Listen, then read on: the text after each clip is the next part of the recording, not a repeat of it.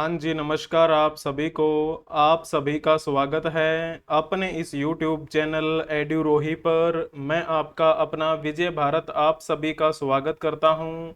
आज का इतिहास सीरीज के अंतर्गत चलने वाली कक्षाएं आप सभी को डेली सुबह 7:30 बजे प्रोवाइड करवा दी जाती हैं अपने इस YouTube चैनल एड्यूरोही ऑफिशियल पर।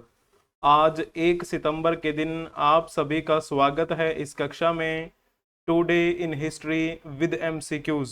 आज का दिन ऐतिहासिक दृष्टिकोण से किस मायने में महत्वपूर्ण है, उसी से संबंधित हम कुछ बातें कवर करेंगे और आपसे मल्टीपल चॉइस क्वेश्चंस भी पूछेंगे। ऐसे मल्टीपल चॉइस क्वेश्चंस जो पहले कभी आपके एग्जाम्स में पूछ लिए गए हैं या फिर आपके आने वाले एग्जाम्स के लिए जो इम्पोर्टेंट हो सकते हैं, उन्हीं क्वेश्चंस को आधार मानते हुए हम आपके लिए कुछ क्वेश्चंस लेकर आते हैं। ये आपकी कक्षा हफ्ते के 7 दिन होती है, एवरी डे होती है। अगर आपको ये कक्षा पसंद आ जाए तो कक्षा को लाइक कर दीजिएगा, अपने दोस्तों के साथ इसे शेयर भी कर दीजिएगा। अगर आपने अभी तक इस YouTube चैनल को सब्सक्राइब नहीं किया है तो सब्सक्राइब कर लीजिए, बेल आइकन बटन को भी प्रेस कर लीजिए ताकि समय से पहले आपको इस कक्षा की नोटिफिकेशन मिलती रहे। तो चलिए जी, आज हम शुरुआत करते हैं इस महत्वपूर्ण दिवस की। आज है 1 सितंबर। तो सबसे पहले हम शुरुआत करेंगे जन्मदिन से। आज के दिन जिनका जन्मदिन है, जिन्होंने कुछ महत्वपूर्ण कार्य किया है, जिन्होंने अपनी विशेष पहचान बनाई है, जिनके बारे में आपको पता होना चाहिए। चलो जी, इनके बारे में हम बात कर लेते हैं। इनका नाम क्या है? इनका नाम है यामिनी रेड्डी। ये जो नाम है, इनसे संबंधित एक क्वेश्चन वनडे एग्जाम में पूछा गया था एसएससी में। तो आप जल्दी से बताइएगा, एज इट इज क्वेश्चन पूछा गया था। राजा राधा रेड्डी और कौशल्या रेड्डी की बेटी यामिनी रेड्डी भारत के प्रसिद्ध शास्त्रीय नृत्य रिक्त स्थान से संबंधित हैं। जल्दी से आपको इनके बारे में बताना है। अगर आपने लिखा होगा कुचिपुड़ी तो फिर आपने अच्छा जवाब दिया है। कुचिपुड़ी की बात करते हैं तो ये एक शास्त्रीय नृत्य है जो कि किस प्रदेश का है, तो आप कहेंगे आंध्र प्रदेश का। मूल रूप से ये शास्त्रीय नृत्य माना जाता है। तो इस प्रकार हम अब बात कर लेते हैं यामिनी रेड्डी के बारे में। इनका जन्म आज ही के दिन हुआ था। 1 सितंबर 1982 को इनका जन्म हुआ। और ये किस रूप में प्रसिद्ध हैं? हमारे भारत की ये एक प्रसिद्ध शास्त्रीय नृत्यांगना है। अगर आपसे ये पूछा जाए कौन से नृत्य शैली के लिए ये प्रसिद्ध हैं, तो आपको लिख देना है कुचिपुड़ी। इन्होंने हमारे भारत के अलावा यूनाइटेड किंगडम, फ्रांस, संयुक्त राज्य अमेरिका, रूस और संयुक्त अरब अमीरात में भी अपनी परफॉर्मेंस दी है। और जैसे आपको अगर पता हो तो इनके जो पिता हैं राजा राधा रेड्डी, ये पद्म भूषण से सम्मानित हो चुके हैं। ठीक है, पद्म भूषण से सम्मानित राजा राधा रेड्डी की बेटी हैं यामिनी रेड्डी। पद्म भूषण के बारे में तो आपको पता होगा, ये हमारे भारत का तीसरे नंबर का सर्वोच्च नागरिक सम्मान है जो इनको पिता को दिया गया था। ठीक है, तो ये आपको बातें जो हैं इनसे संबंधित ध्यान में रखनी है। अब हम चलेंगे नेक्स्ट बात करने के लिए। इनके बारे में आपने जरूर सुना होगा, ये हैं सोनम वांगचुक। सोनम वांगचुक जो हैं वो खबरों में बने रहे थे कुछ समय पहले, क्योंकि वो चाहते थे कि लद्दाख को एक बेहतरीन दर्जा मिले, एक विशेष दर्जा मिले। इसके लिए इन्होंने भरसक प्रयास किए और साथ में इन्होंने वहाँ पर धरना भी दिया। यहाँ पर आप देख सकते हैं, ये उसी प्रदर्शन की एक फोटो है। शांति प्रिय इनका प्रदर्शन रहा। और ये जो सोनम वांगचुक हैं, ये हमारे भारतीय इंजीनियर हैं और शिक्षा सुधारक भी हैं। इनको रमन मैग्सेसे पुरस्कार से किस वर्ष सम्मानित किया गया था? तो अगर आपने लिखा होगा 2018 तो फिर आपने अच्छा जवाब दिया है। इनका जन्म आज ही के दिन 1966 में हुआ था। ठीक है ना। कहाँ पे इनका जन्म हुआ? लेह में। और लेह वर्तमान दृष्टि से अगर देखा जाए तो जो हमारा केंद्र शासित प्रदेश है लद्दाख, उसमें ये पड़ता है। पहले ये जम्मू कश्मीर राज्य का भाग हुआ करता था, लेकिन अब ये लद्दाख में है। क्लियर हुआ। रेमन मैग्सेसे पुरस्कार से इनको कब सम्मानित किया गया? 2018 में। इनको रियल हीरोज अवार्ड भी दिया गया था 2008 में। हमारे भारत के एक बड़े बेहतरीन इंजीनियर हैं और शिक्षा सुधारक भी हैं। ठीक है ना। तो ये पॉइंट जो हैं इनके बारे में आपको पता होना चाहिए। उत्तर भारत में शिक्षा प्रणाली को बेहतरीन रूप से एक आप कह सकते हैं प्रसारित करने के लिए इन्होंने अपना प्रयास किया, उसी के लिए ये जाने जाते हैं। चलिए जी, बहुत बढ़िया। अब हम थोड़ा आगे इनके बारे में बातें कवर करेंगे। इनका नाम क्या है? नंदन बाल। नंदन बाल जो हैं उन्होंने हमारे भारत के एक बेहतरीन खिलाड़ी के रूप में कार्य किया। अब आप पहले एक क्वेश्चन बताइए, फिर मैं आपसे बात करूंगा। डेविस कप निम्नलिखित में से किस खेल से संबंधित हैं? जल्दी से आपको बताना है। अगर आपने इसमें लिखा होगा टेनिस, तो फिर आपने बखूबी अच्छा जवाब दिया है। टेनिस के लिए एक कप आयोजित करवाया जाता है जिसे हम डेनिस कप कह देते हैं। ठीक है। तो जब हम बात करें नंदन बाल की, नंदन बाल जिनका जन्म आज ही के दिन 1959 में हुआ था, 1959 में इनका जन्म हुआ। और ये हमारे भारत के कौन से खेल से संबंधित प्रसिद्ध खिलाड़ी रहे हैं? टेनिस से संबंधित रहे हैं। और जब इन्होंने संन्यास ले लिया उसके बाद में इन्होंने कोच के रूप में भी भूमिका निभाई। और खिलाड़ी के रूप में जैसे अगर बात करें, डेविस कप और फेड कप दोनों में भारत को इन्होंने कोचिंग दी है। तो इसीलिए मैंने एक क्वेश्चन पूछा था आपसे जो बड़ा इंपॉर्टेंट क्वेश्चन है। डेविस कप निम्नलिखित में से किस खेल से संबंधित हैं? तो फिर आपको लिख देना है टेनिस खेल से संबंधित हैं। क्लियर हुआ आपको ये पॉइंट? चलिए जी, यहाँ पर आप फोटो देख सकते हैं टेनिस, ये जो आपको बॉल दिखाई दे रही है यही हम इस खेल को कहते हैं टेनिस। तो अब चलो हम बातें कवर करेंगे उनके बारे में जिनकी आज जयंती है या फिर जिनकी पुण्यतिथि है। तो सबसे पहले हम शुरुआत करेंगे जयंती से, उसके बाद में पुण्यतिथि के बारे में बात करेंगे। तो चलो पहले जयंती जिनकी है उनके बारे में बात कर लेते हैं। इनका नाम आपने जरूर सुना होगा। इनका नाम है भक्ति वेदांत स्वामी प्रभुपाद। आज ही के दिन इनका जन्म हुआ था। अब जैसे बात करें इनका जन्म कब हुआ था? 1 सितंबर 1896 को इनका जन्म हुआ। कहाँ पे इनका जन्म हुआ था? कोलकाता में। और ये जो कोलकाता है वर्तमान दृष्टि से देखा जाए तो कहाँ पर है? पश्चिम बंगाल में। पश्चिम बंगाल की राजधानी कोलकाता में आचार्य भक्ति वेदांत स्वामी प्रभुपाद का जन्म हुआ था। और इनकी मृत्यु कब हुई थी? 14 नवंबर 1977 को इनकी मृत्यु हुई। कहाँ पे? वृंदावन में। इन्होंने पूरे विश्व पटल पर अपनी छाप छोड़ी। इन्होंने अपना नाम कमाया। आज इनको लाखों करोड़ों लोग जानते हैं पूरे विश्व भर में, क्योंकि इन्होंने इस्कॉन की स्थापना की थी। इस्कॉन के बारे में आपको पता होना चाहिए, ISKCON। ठीक है। तो इस्कॉन के बारे में अगर आपसे पूछा जाए तो इसका मतलब होता है हिंदी में अंतरराष्ट्रीय कृष्ण भावनामृत संघ। इंग्लिश में अगर इसे कहा जाए तो कहेंगे हम international society for Krishna consciousness. तो इस्कॉन की स्थापना किसने की थी? तो नाम लिख देना आचार्य भक्ति वेदांत स्वामी प्रभुपाद का। अगर आपसे ये पूछा जाए कि इन्होंने स्थापना कब की थी तो फिर आप कौन सा जवाब लिखना पसंद करेंगे? जल्दी से आपको बताना है इस्कॉन की स्थापना कब की गई थी। बड़ा सिंपल है, ज़्यादा मुश्किल नहीं है। अगर आपने इसमें लिखा होगा 1966 तो फिर आपने बखूबी अच्छा जवाब दिया है। दिन था 13 जुलाई 1966 का, जब न्यूयॉर्क में इन्होंने स्थापना की थी इस्कॉन की।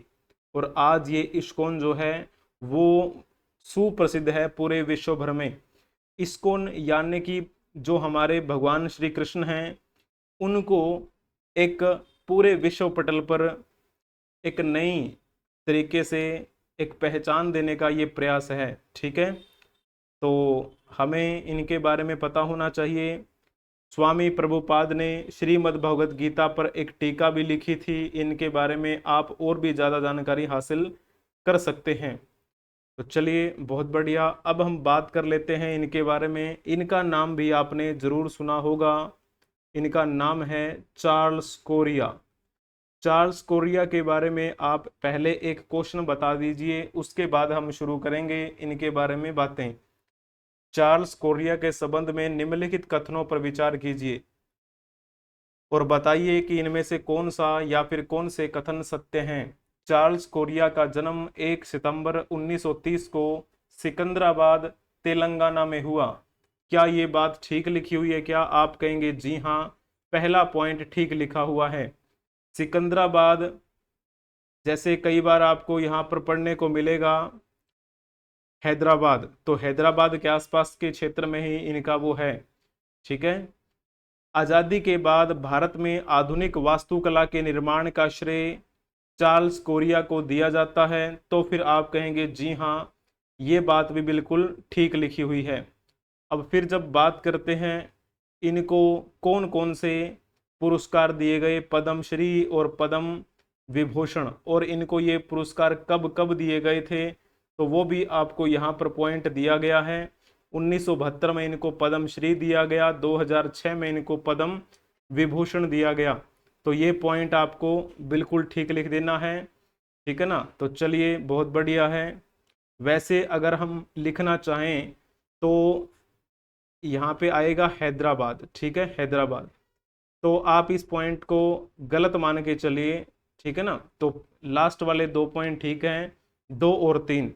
लेकिन अगर इसमें 2 और 3 अगर नहीं लिखा हुआ है ऑप्शन में, तो जाहिर सी बात है हमें उपरोक्त सभी टिक कर देना है। ठीक है ना। तो पहला पॉइंट हम सही मानेंगे, क्योंकि सिकंदराबाद एक बड़ा क्षेत्र नहीं है जितना हैदराबाद है। तेलंगाना की राजधानी है हैदराबाद, तो इस वजह से हम तीनों ठीक मानेंगे। अगर आपके मन में ऐसा द्वंद्व आए तो थोड़ा सा एलिमिनेशन मेथड का आप प्रयोग कर लीजिएगा, आपका बिल्कुल ठीक हो जाएगा। ठीक है। चार्ल्स कोरिया के बारे में ये पॉइंट आपको पता होना चाहिए। अब हम बातें कवर कर लेते हैं इनके बारे में। ये कौन है? ये हैं दुष्यंत कुमार। दुष्यंत कुमार के बारे में भी आपने जरूर सुना होगा। पहले आप इनके बारे में एक क्वेश्चन बता दीजिए। हिंदी कविता, विशेषकर हिंदी गजल के क्षेत्र में लोकप्रियता हासिल करने वाले दुष्यंत कुमार किस राज्य से थे? अगर आपने लिखा होगा उत्तर प्रदेश, तो फिर आपने बखूबी अच्छा जवाब दिया है। इनका वैसे पूरा नाम क्या था? दुष्यंत कुमार त्यागी इनका पूरा नाम था। इनका जन्म आज ही के दिन हुआ था 1933 में। 1 सितंबर 1933 को इनका जन्म कहाँ पे हुआ था? बिजनौर।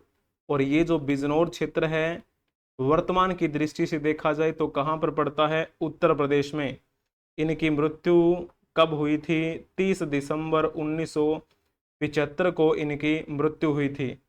हमारे भारत के प्रसिद्ध कवियों में से एक माने जाते हैं और इन्होंने कई गज़लें भी लिखी थी, इस वजह से इनको हम गज़लकार भी कह देते हैं। इनके द्वारा लिखित कई रचनाएं भी हैं। अगर आपने नाम सुना होगा, इनकी एक रचना का नाम आता है सूर्य का स्वागत। ठीक है ना। तो ये रचना किसकी है? तो इनका नाम आप लिख देना। अपाहिज व्यथा नाम से भी इनकी एक रचना है, अपाहिज व्यथा। तो थोड़ी टाइपिंग मिस्टेक, 1 सेकंड रुकना जरा।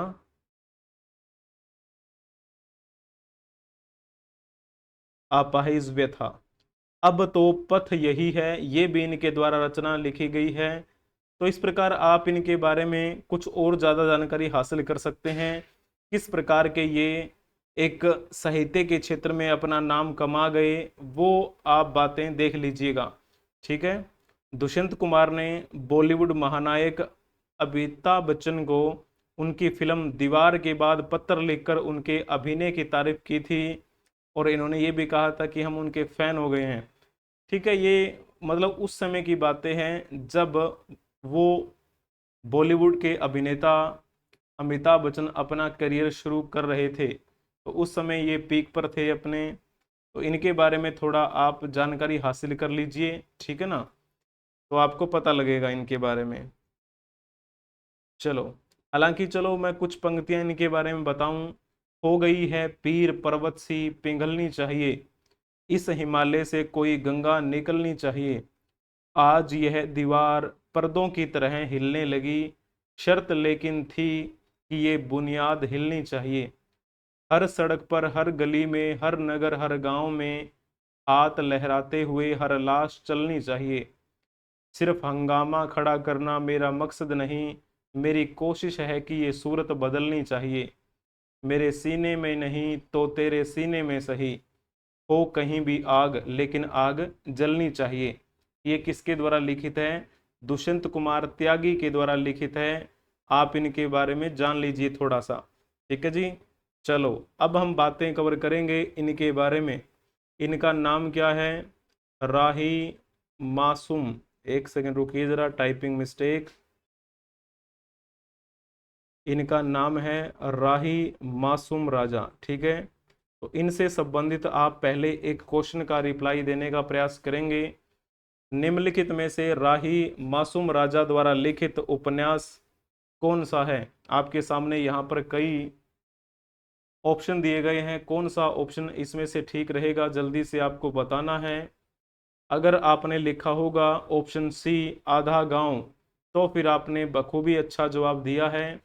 आधा गांव नामक जो उपन्यास है वो राही मासूम रजा के द्वारा लिखित है। बाकी ऑप्शंस के बारे में अगर आपसे पूछा जाए, कितने पाकिस्तान, ये किसने लिखा है उपन्यास, तो एक नाम आता है राइटर का कमलेश्वर।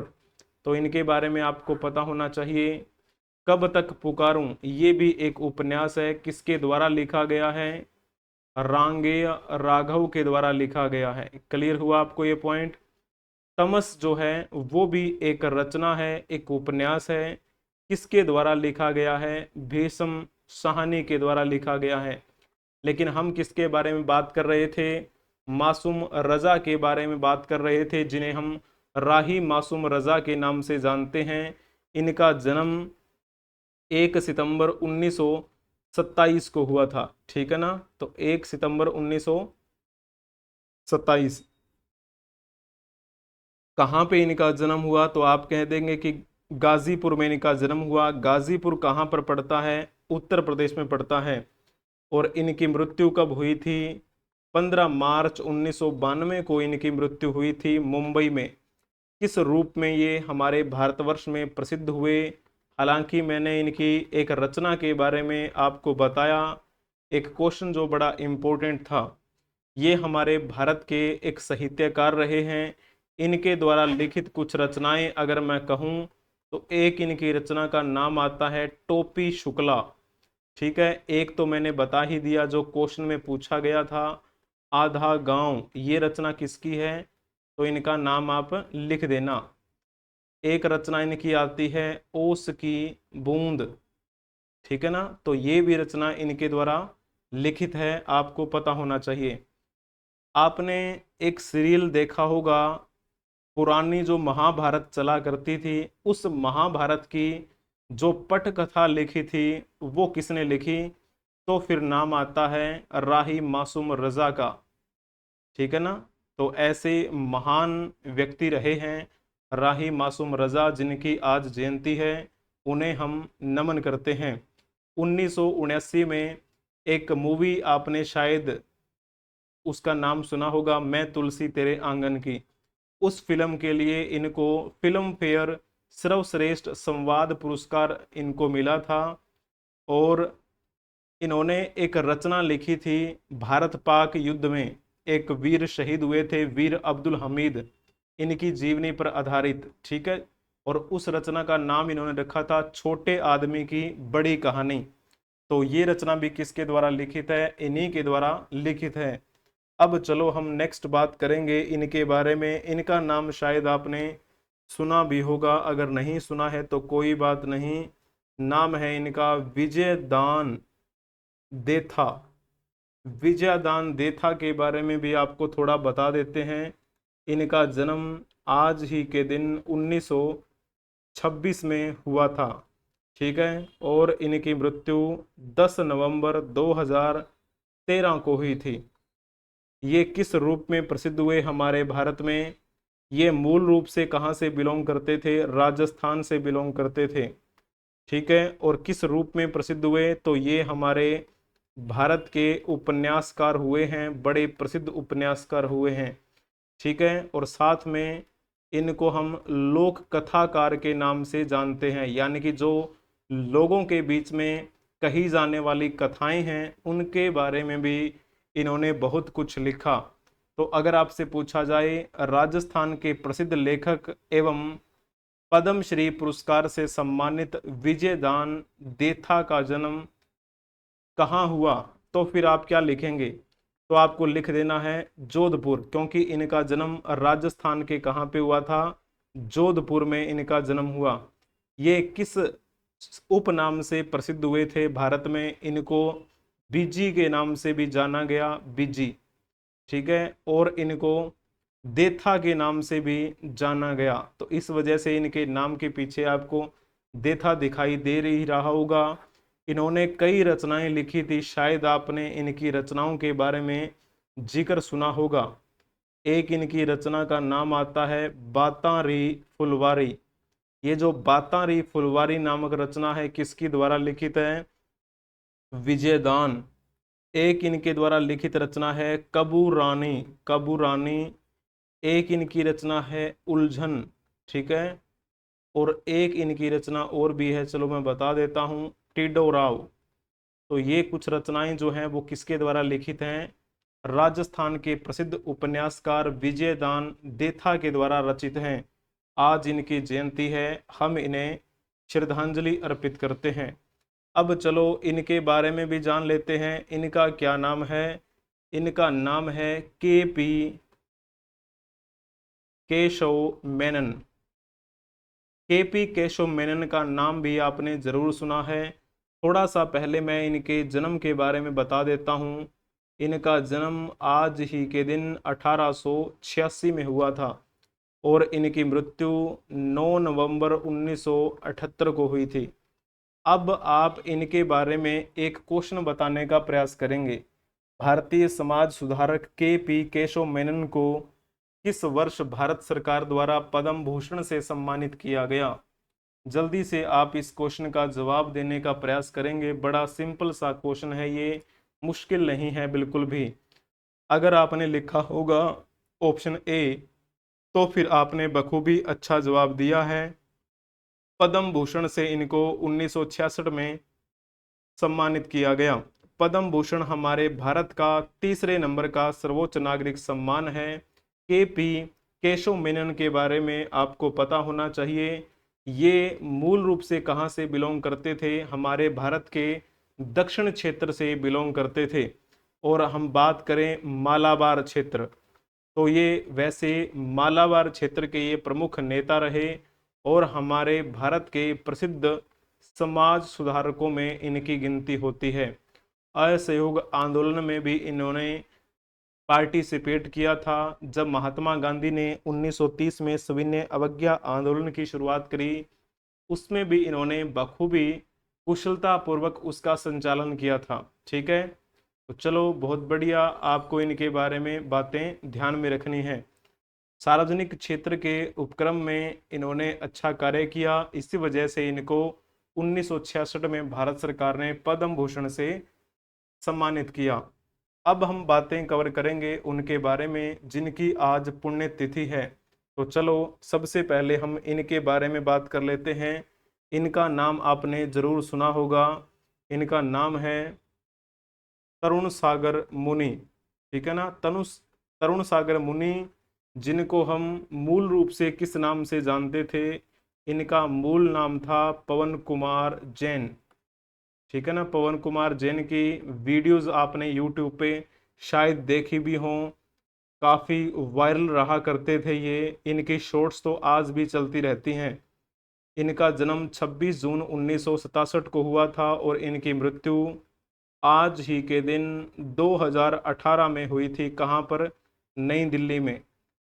अगर आपसे ये पूछा जाए कि ये कौन से संत थे, तो ये एक जैन संत थे। जैन संत, ठीक है ना। तो जैन परंपरा के एक आध्यात्मिक गुरु के रूप में इन्होंने अपनी पहचान बनाई। पहले आप इनके बारे में एक क्वेश्चन बताइएगा। जैन मुनि तरुण सागर का जन्म मध्य प्रदेश के किस जिले में हुआ? अगर आपने लिखा होगा इसमें दामोह, तो फिर आपने बखूबी अच्छा जवाब दिया है। ये जो क्षेत्र है वो कहाँ पर पड़ता है? दामोह। तो आप कहेंगे मध्य प्रदेश में पड़ता है। तो मूल रूप से मध्य प्रदेश से संबंधित थे पवन कुमार जैन, जो कि गृह त्याग के बाद तरुण सागर मुनि के रूप में प्रसिद्ध हुए। इन्होंने जैन जैन परंपरा के लिए किस गुरु से शिक्षा दीक्षा ली? तो इनके गुरु जी का नाम आता है आचार्य पुष्पदंत सागर। आचार्य पुष्पदंत सागर इनके गुरु जी थे। ठीक है ना। तो इनके बारे में आप जान लीजिए, यहाँ पर थोड़ा सा लिख देते हैं इनके गुरु जी के बारे में। अब जैसे बात करते हैं जैनिज्म परंपरा में, दो परंपराएं आपने जरूर सुनी होगी। एक तो होते हैं श्वेतांबर, एक होते हैं दिगंबर। श्वेतांबर वो होते हैं जो सफेद कपड़े पहनते हैं, है ना। तो नाम से ही पता लग जाता है श्वेत, श्वेत यानी सफेद। श्वेत कपड़े पहनने वाले श्वेतांबर परंपरा के अनुयायी कहलाते हैं। दिगंबर के वो होते हैं जो कपड़े नहीं पहनते हैं।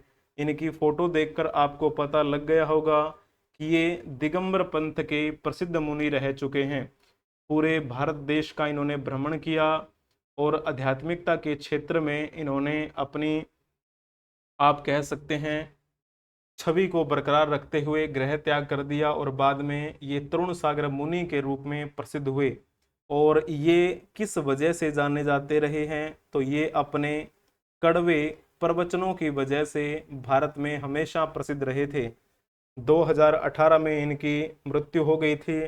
चाहे इनके प्रवचनों की बात करें तो रूढ़िवाद, हिंसा, भ्रष्टाचार के काफी विरोध में हुआ करते थे। ठीक है, थोड़ा सा इनके बारे में आप पढ़ लीजिएगा। अब चलो जी, हम चलेंगे नेक्स्ट बात करने के लिए। इनके बारे में आपने जरूर सुना होगा। इनका नाम है गुरु अमरदास। गुरु अमरदास के बारे में आपको पता होगा कि ये सिख परंपरा में तीसरे गुरु हुए हैं।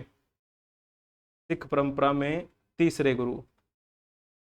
वैसे तो जो तिथि होती है भारतीय परंपरा में, उसके अनुसार गुरुओं का जन्मदिन मनाया जाता है, लेकिन इंग्लिश अगर हम तारीख की बात करें तो इनका आज ही के दिन निधन हुआ था, 1 सितंबर 1574 को। ठीक है ना। कहाँ पे इनका निधन हुआ? तो आप कहेंगे अमृतसर, पंजाब में।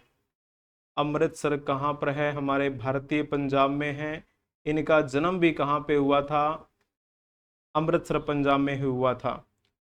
छुआछूत जैसी बीमारियां जो हमारे समाज में फैली हुई थी, उनको दूर करने का इन्होंने भरसक प्रयास किया और इनको लंगर परंपरा शुरू करने के लिए जाना जाता है। ठीक है। लेकिन अगर आपसे पूछा जाए कि ये गुरु कब बने थे, तो 73 वर्ष की उम्र में ये गुरु बने थे। 73 वर्ष की उम्र में गुरु बनना बहुत बड़ी बात है। कब से कब तक ये गुरु रहे, तो वो भी आपको पता होना चाहिए। 26 मार्च 1552 से लेकर 1 सितंबर 1574 तक ये गुरु की गद्दी पर रहे थे। ठीक है ना। तो थोड़ा सा इनके बारे में आपको पता होना चाहिए। अगर आपसे ये पूछा जाए कि निम्नलिखित में से किसने सिख पंथ की स्थापना की, तो फिर आप क्या जवाब देंगे? जल्दी से आपको बताना है। अगर आपने लिखा होगा गुरु नानक देव, तो फिर आपने बखूबी अच्छा जवाब दिया है। गुरु नानक देव ने सिख पंथ की स्थापना की थी। सिख यानी कि जो सीखने वाला। तो उस समय आपको पता है हिंदुइज्म, जिसे हम हिंदू धर्म के नाम से जानते हैं, उसमें कुछ कुरीतियां भी थी और एक नई जो आप कह सकते हैं एक लोगों की टोली बनाने का इन्होंने प्रयास किया, जिनमें सीखने की ललक हो, जो बाकी रूढ़िवादी विचारों से दूर हों। और इस प्रकार से एक पंथ जो शुरू हुआ जिसे हम सिख पंथ के नाम से जानते हैं। शुरुआती दौर के जो गुरु थे वो थे गुरु नानक देव। उसके बाद में लहणा जी को गुरु बनाया गया। लहणा जी जो कि गुरु अंगद देव के नाम से प्रसिद्ध हुए, जो कि दूसरे गुरु बने। तीसरे गुरु जिनके बारे में आज हम बात कर रहे हैं, गुरु अमरदास। फिर हुए गुरु रामदास, फिर गुरु अर्जुन देव। ठीक है ना, इस प्रकार से परंपरा चलती गई और टोटल कितने गुरु हुए सिख परंपरा में? 10 गुरु हुए। 10वें गुरु कौन थे? गुरु गोविंद सिंह जी, जिनका जन्म पटना बिहार में हुआ था। इस वजह से पटना को पटना साहिब कहा जाता है। उन्होंने अपने 4 साहिबजादों को इस धरती माँ के लिए बलिदान दे दिया था। ठीक है ना, तो ऐसे थे गुरु गोविंद सिंह। और उनके पिता गुरु तेग बहादुर, जिनका जो आपको पता है गुरुद्वारा बना हुआ है दिल्ली में चांदनी चौक के पास। मैं वहां पर परसों ही गया था। और वो ऐसे गुरु थे जिनकी हत्या किसने करवा दी थी? औरंगजेब ने। क्योंकि गुरु तेग बहादुर जो सिख पंथ में 9वें गुरु थे, उन्होंने इस्लाम धर्म को कबूल नहीं किया था। तो इस प्रकार से आपको कुछ बातें जो है ध्यान में रखनी है। थ्योरेटिकल क्लासों में मैंने आपको बहुत बातें बता रखी हैं। ये तो आज का इतिहास के अंतर्गत कुछ क्लासेस होती हैं जो आपके लिए बेनिफिशियल होती हैं और थोड़ा सा आपको एक अच्छी वाइब दिलाने के लिए होती हैं। तो आज के लिए इतना ही हम रखेंगे। जिनका आज जन्मदिन है उनको बहुत बहुत बधाई हो। जिनकी आज जयंती है या फिर पुण्यतिथि है, उन्हें हम श्रद्धांजलि अर्पित करते हैं। अगर आपको ये कक्षा पसंद आई है तो कक्षा को लाइक कर दीजिए, अपने दोस्तों के साथ इसे शेयर भी कर दीजिए। अगर आपने अभी तक इस YouTube चैनल को सब्सक्राइब नहीं किया है तो सब्सक्राइब कर लीजिए। बेल आइकन बटन को भी प्रेस कर लीजिए ताकि समय से पहले आपको इस कक्षा की नोटिफिकेशन मिलती रहे। आप हमें अलग अलग सोशल मीडिया प्लेटफॉर्म के माध्यम से संपर्क कर सकते हैं, जैसे कि टेलीग्राम, मोज, हिप्पी, जोश, share chat, WhatsApp channel, Instagram, Twitter, x, Facebook. किसी भी सोशल मीडिया प्लेटफॉर्म पर आप सर्च कर लीजिए एड्यूरोही24। अपने चैनल की प्रोफाइल आपको वहां पर दिखेगी। कुछ शॉर्ट्स वीडियो आपको मिलेंगी क्वेश्चन से रिलेटेड। बहुत इंपॉर्टेंट क्वेश्चन होंगे जो कि कुछ करंट अफेयर्स के भी होंगे, कुछ स्टैटिक जीके के भी होंगे, कुछ पॉलिटी, इकोनॉमी और इन सब सब्जेक्ट्स के भी होंगे। आप सभी का धन्यवाद बने रहने के लिए। Thank you for watching. Like, share and subscribe. बने रहिए हमारे साथ एड्यूरोही ऑफिशियल के साथ।